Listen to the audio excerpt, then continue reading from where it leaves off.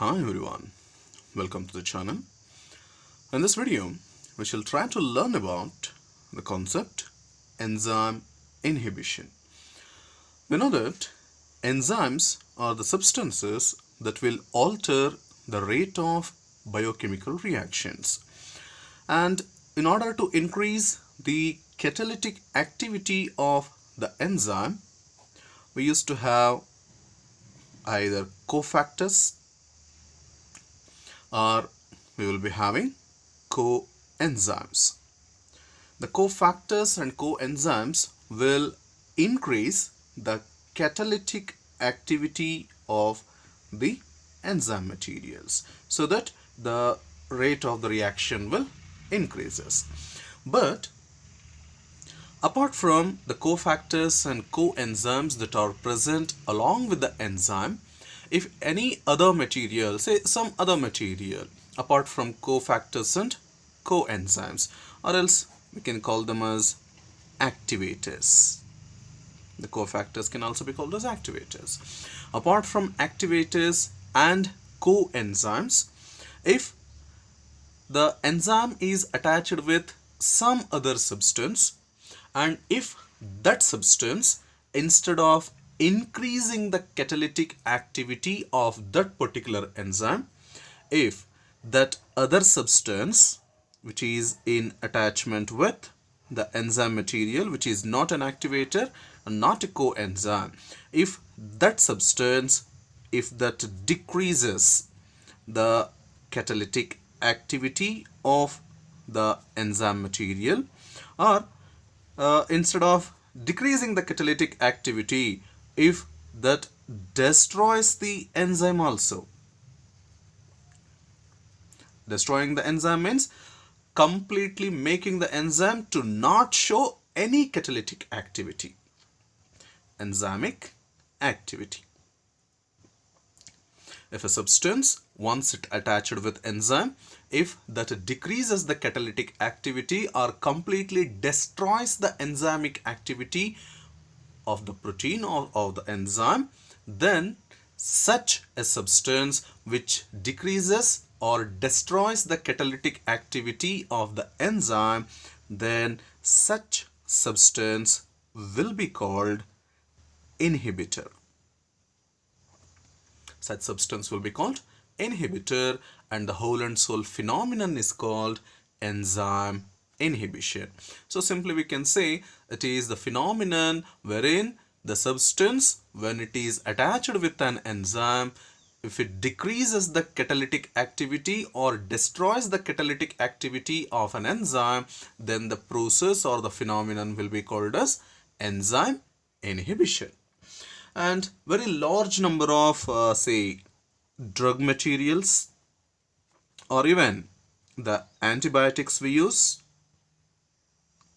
or else in some cases the toxins, or even heavy metals, when these things were attached to the enzyme, then will lose its catalytic activity, and thus we used to say the enzyme got inhibited, and the process is called enzyme inhibition. So one thing may comes to our mind, what is the use of learning, or what is the use of analyzing this enzyme inhibition? See, if by understanding or by knowing the enzyme inhibition, it is very much easier to understand the detailed mechanism of the enzyme action. Detailed mechanism of enzyme action can be easily understood by analyzing the enzyme inhibition. And apart from that, if the enzyme inhibition process of a particular enzyme is exactly known, then by understanding the enzyme inhibition of the particular enzyme which is taken for the consideration, it is very much easier, or else it is very much useful in understanding the complex metabolic pathway that actually happen within the cell. complex metabolic pathway which is taking place in the cell. These things can be easily understood by understanding or by analyzing the enzyme inhibition process. And now we shall see how many types of enzyme inhibitions are possible in the biological system, that is types of enzyme inhibition. So once you know the process or procedure of enzyme inhibition, then it is very much easier to maintain the reaction conditions so as to get the required products for in a particular reaction. And the enzyme inhibition will actually occurs in three different ways. One is called competitive inhibition. Competitive inhibition.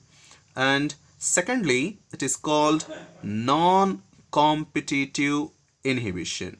So first one is competitive inhibition, and secondly it is non-competitive inhibition. And third one, which is completely different from the first two, and it is called as uncompetitive inhibition. So there are three types of inhibitions are there. One is competitive inhibition, second one is non-competitive inhibition, and third one is uncompetitive inhibition. And in this video we shall try to learn about the core meaning of all these three types of inhibitions that occurs in the biological system, but major importance will be given for the first two, that is competitive inhibition and non-competitive inhibition.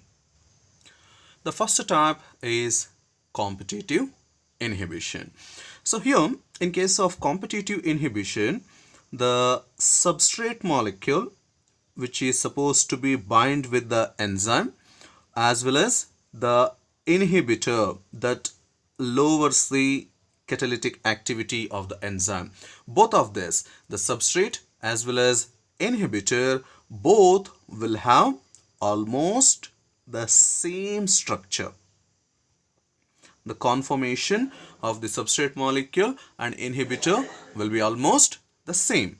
So since the substrate and inhibitor both will be having the same structure, then there occurs a competition between the substrate and inhibitor in order to bind at the active site of the enzyme. So when comparatively compared to the concentration of the substrate, if the inhibitor's concentration is bit higher, then the inhibitor will show a greater tendency to migrate towards the active site of the enzyme, and that will occupy at the active site of the enzyme.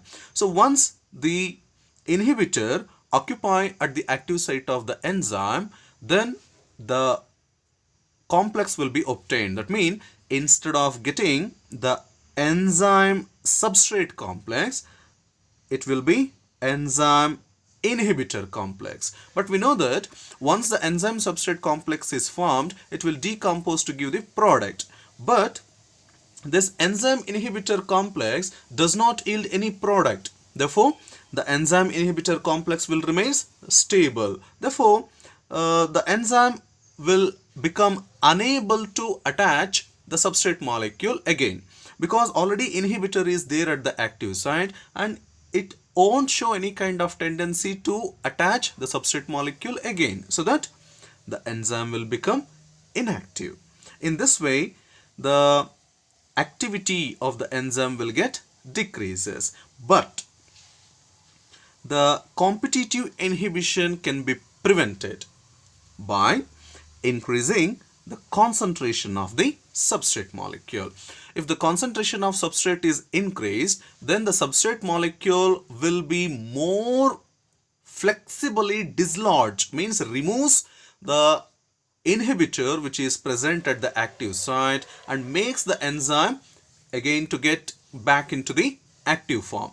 So once the enzyme brought back to the active form, then the substrate molecule can easily fit into the active site so as to yield the product. That means the competitive inhibition can be reversed just by increasing the concentration of the substrate. So just remember this particular point, how to reverse the competitive inhibition or how to prevent the competitive inhibition just by increasing the concentration of the substrate in comparison with inhibitor. Or if you increase the substrate molecule to proportionately, then the inhibitor which is present at the active site of enzyme will get dislodged and the enzyme's activity will retained so that the substrate can easily bind up to the enzyme molecule.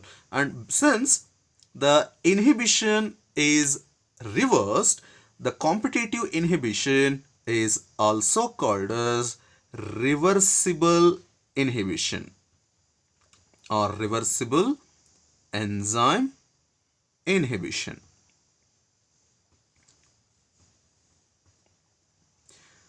So, in case of competitive inhibition, substrate and inhibitor will have the same structure so that there occurs a competition between substrate and inhibitor to attach at the active site of the enzyme so that the inhibitor will bind at the active site. So instead of forming an enzyme substrate complex, enzyme inhibitor complex will be formed, and that makes the enzyme ineffective so as to form the products. But if you increase the concentration of substrate, the enzyme which is present at the active site will be dislodged and enzyme activity will get retained so that substrate will bind to the enzyme to form an enzyme substrate complex, and that will decompose to give product. So that we are calling this competitive inhibition as reversible enzyme inhibition. And now we shall see how this competitive inhibition will actually occurs. When the inhibitor having the same structure as that of substrate approaches the active site of the enzyme, that binds at the active site to form an enzyme inhibitor complex, and that further prevents the attachment of substrate molecule into the enzyme, and that causes competitive inhibition at the enzyme. Let us understand the competitive inhibition with the help of Lineweaver-Burk plot. Here you can observe, even though the inhibitor is present, the maximum velocity of the enzyme catalyzed reaction remains unaltered. But the Michaelis-Menten constant, that is Km, have been increased. That means the tendency of binding of substrate towards enzyme is decreased. If you come to the case of exemplification for a competitive inhibition, let us consider the enzyme SDH, which has a full form of succinic dehydrogenase.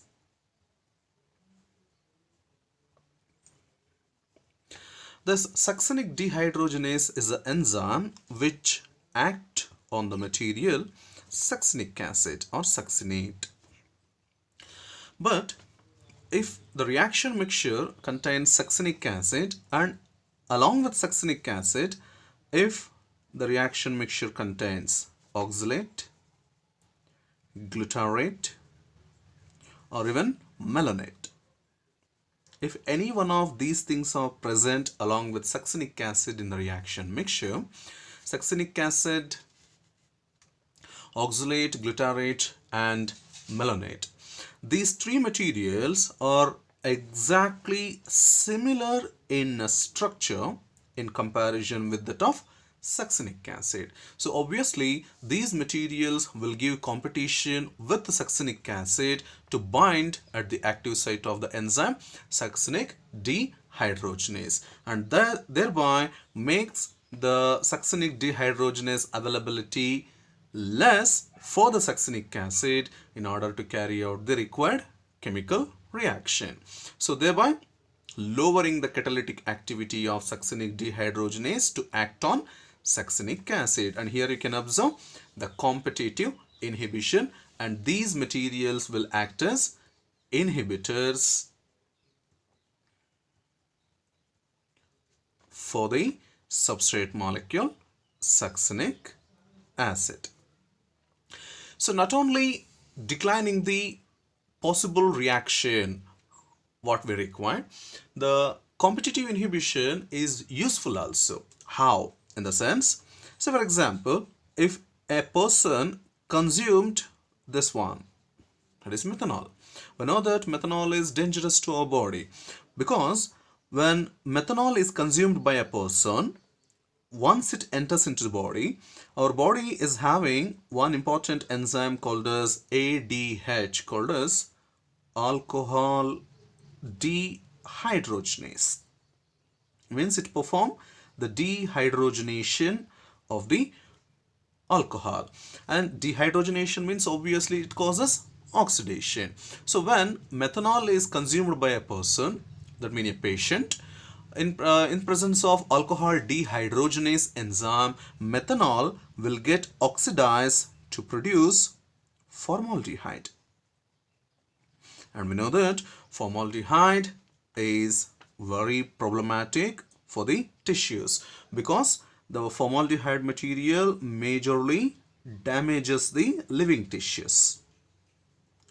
So once it damages the living tissues, especially at the eye region, that mainly causes blindness.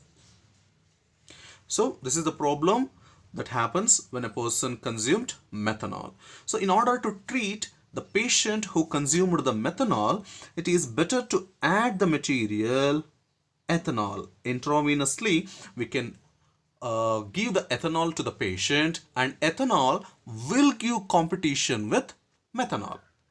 And ethanol and ADH, I mean to say ADH will be more tendent, ADH will show more tendency towards ethanol in comparison with methanol. So that ADH will mostly combine with ethanol material and it involves in the dehydrogenation of ethanol, and thereby methanol without harming or harmlessly will be excreted in the urine, and that avoids the formation of formaldehyde in the body and thereby preventing the damage of the tissues that leads to blindness. So in this way, the competitive inhibition will be used for the positive things also. Now, the second type of enzyme inhibition is non-competitive inhibition. The name itself telling you there is no competition at all. That means here the substrate molecule and the inhibitor do not have the same structure. They don't have the same structural resemblance. But even though there is no structural resemblance between substrate and inhibitor, still we observe inhibition of the enzyme, and that we shall see how this will happen. And here, in case of non-competitive inhibition, though the inhibitor is not having the same structure as that of substrate, inhibitor will attach the enzyme but not at the active site. Then what will happen? Inhibitor, though it is not having the same structure as that of substrate, it will attach to the enzyme but not at the active site of the enzyme. It will attach the enzyme at some other position other than the active site. So when this inhibitor attaches the enzyme at a site other than active site, when it attached the enzyme at a position other than the active site, this is the main thing that happens in case of non-competitive inhibition. So obviously we know that each and every enzyme will be having some sort of structure at its active site. There will be a unique amino acid sequence, right? So, and that creates a particular shape which is complementary to the substrate molecule. And here the enzyme molecule will get attachment with the inhibitor molecule at a site other than the active site. And once the inhibitor attached to the enzyme at a position other than active site, this inhibitor will make the changes in the conformation of the active site, which will disturb the structure of the active site. So that when the conformation of the active site is changed because of binding of the inhibitor on the enzyme at the other position other than the active site, though the substrate molecule is approaching the enzyme molecule and the active site is free, the structure of the enzyme and the substrate molecule will not match with each other. Then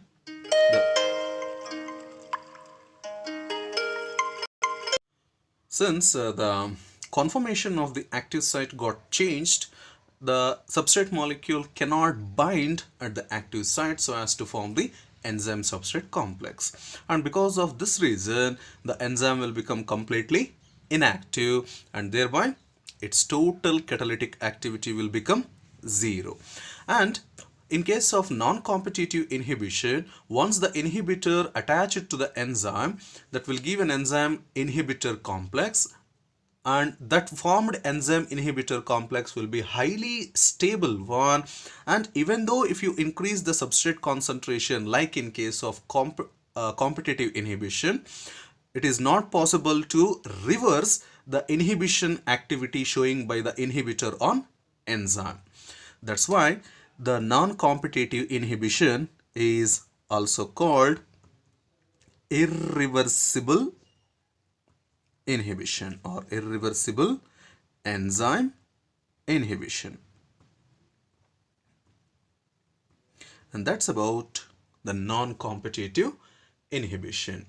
And if you come to the simple exemplification of non-competitive inhibition, so we do have many enzymes such as pepsin, urease, as well the succinic dehydrogenase, that is SDH. These the catalytic activity of these materials will increase much when they are having presence of a thiolic group. So that when you added either H2S or when you added a cysteine, which will act as a coenzymes or activators for these enzyme material. But instead of these things, if you have added, the SH content will be there in these materials.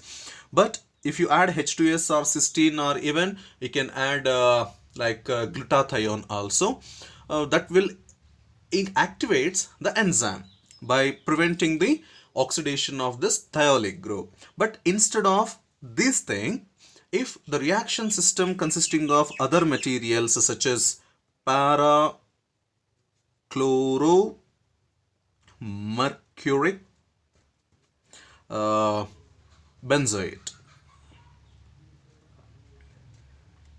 we can simply say it as PCMB.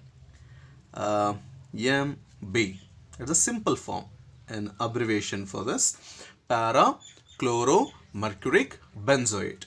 So when para, chloro, mercuric, benzoate, or even some heavy metals such as Ag plus or Hg2 plus, when these things are present in the reaction system, these things will act as inhibitors and they can readily combine with the enzymes at positions other than active sites, and that causes the declination of attachment of substrate molecule at the active site of the enzyme, since the conformation of the active site of the enzyme got changed because of the binding of these materials. And such an inhibition showing by the inhibitors on enzymes will be called as non-competitive inhibition. Let us explain the non-competitive inhibition. Here we have an active enzyme with a proper conformationed active site which can receive the substrate molecule to form an enzyme substrate complex.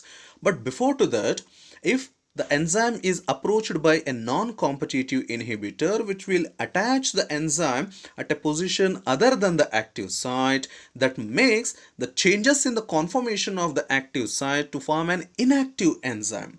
Since the conformation of active site got changed, even though the substrate molecule approaches the enzyme, that cannot fit into it, thereby making the enzyme inactive and causing the non-competitive inhibition. Let us explain the non-competitive inhibition with the help of Lineweaver-Burk plot. If you compare the curve for a non-competitive inhibitor with that of when inhibitor is absent. The enzyme substrate interaction will remains the same even in the presence of non-competitive inhibitor that we can observe with a value of Michaelis constant, that is Km. For both of them, Km remains the same. That indicates the enzyme substrate interaction will be same even the non-competitive inhibitor is present in the reaction system. But you can observe the Vmax, that is maximum velocity, have been decreased, that you can observe with increase in the 1 by Vmax value.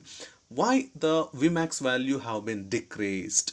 The reason is due to attachment of the non-competitive inhibitor, most of the enzymes will become inactive. Since very less number of active enzymes are there that will influence the turnover number, means they can convert very less number of substrate molecules into products per second of time. That's why the V maximum have been decreased.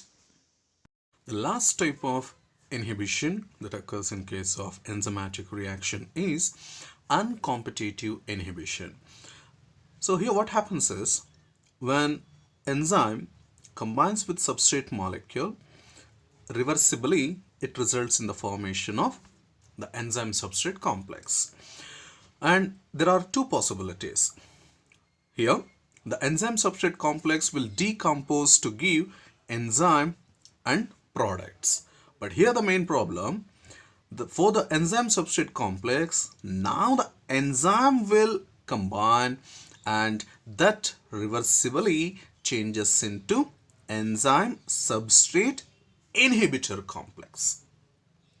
And once this enzyme substrate inhibitor complex is formed, this enzyme substrate inhibitor complex is much more stable compared to that of enzyme substrate complex. Therefore, attachment of the inhibitor to the enzyme substrate complex will makes the decomposition of enzyme substrate complex much more slower, and that means the formation of product will occur very slowly.